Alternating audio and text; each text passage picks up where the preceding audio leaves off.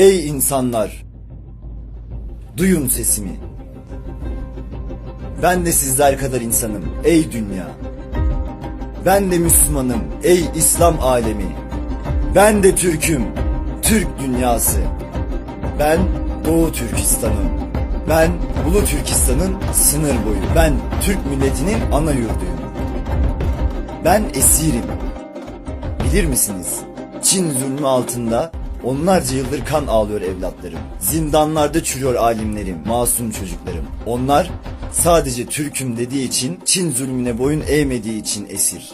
Zorla domuz eti yedirtilmek nedir bilir misin İslam dünyası? Ezanın susturulması ne demek bilir misin ey Müslüman?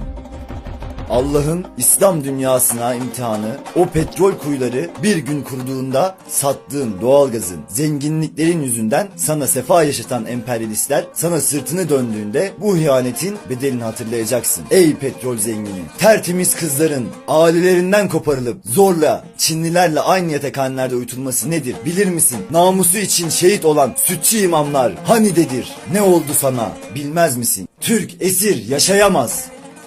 Uzat elini. Çok uzak değilim ben. Seni Türk'ün hamisi bildik Türkiye. Gök bayrağına uzanan elleri kıramaz mısın Şahin Bey gibi?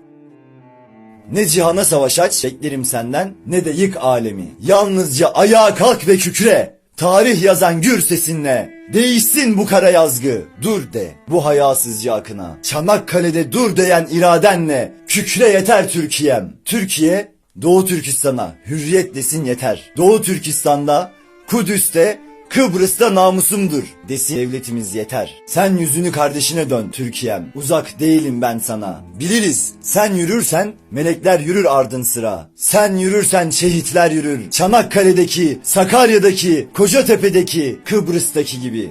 Allah de Doğu Türkistan'a sahip çık. Sen onları kalabalık mı sanırsın? 1 milyar kafire bir tek Türkiye Cumhuriyeti yeter. Çil yavrusu gibi dağılır Çin'in orduları. Dağılır şarkın ufuklarını saran kara bulutlar. Yeter ki sen iman dolu göğsün gibi Serhaddin'e, Doğu Türkistan'a sahip çık. Büyük Türk milletinin evladı. Şeytana atılan bir küçük taş ile başlar sökün. Bir sen olsan bile susma. Sen göreve çağır Türk'ün hamisi, Türkiye Cumhuriyeti Devleti'ni.